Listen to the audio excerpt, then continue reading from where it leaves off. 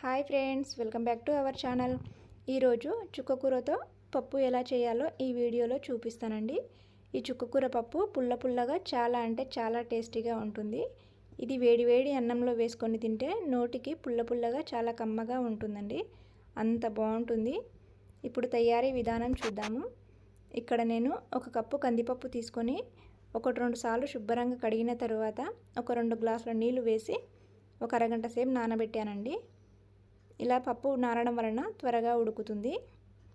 ఇప్పుడు ఇందులో కట్ చేసిన ఒక ఉల్లిపాయ, కట్ చేసిన ఒక 2 టమాటాలను వేసుకోవాలి.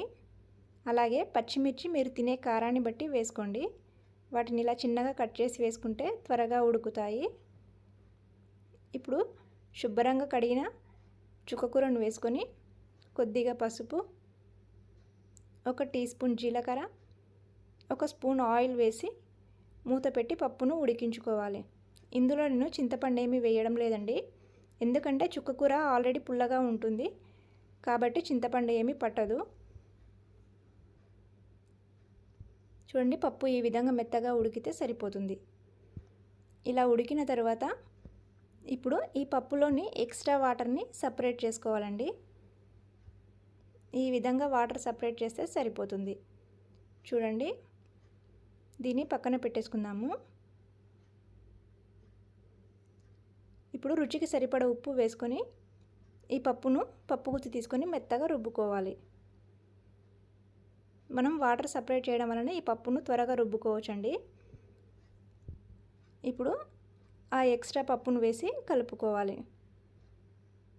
ఇలా మెత్తగా రుబ్బిన తర్వాత ఈ విధంగా ఎక్స్ట్రా పప్పు వాటర్ని వేసి ఇలా అంతా బాగా కలిసేలా కలిపి దీన్ని వేరొక బౌల్లోకి తీసుకోవాలి. ఇప్పుడు పోపు రెడీ చేసుకుందామండి.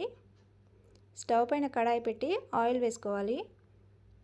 ఆయిల్ వేడయ్యాక జీలకర్ర, ఆవాలు, శనగపప్పు వేసి అవి కాస్త ఫ్రై అయిన తర్వాత కచ్చాపచ్చగా దంచిన 4-5 వెల్లుల్లి వేసుకొని అలాగే ఒక 4 ఎండుమిర్చిని వేసి ఫ్రై చేసుకోవాలి. ఇవి కాస్త ఫ్రై అయిన తర్వాత ఒక రెబ్బ కరివేపాకు వేసి ఫ్రై చేసుకొని స్టవ్ ఆఫ్ చేసేసుకోవాలి. ఇలా రెడీ అయిన పోపుని పప్పులో వేసుకోవాలండి.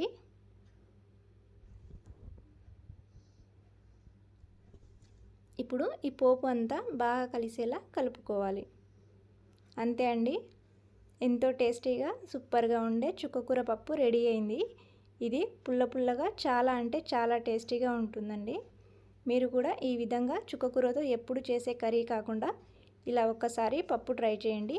మీకు కూడా తప్పకుండా నచ్చుతుందండి, అంత బాగుంటుంది. అలాగే వీడియో నచ్చితే లైక్ చేసి షేర్ చేయండి.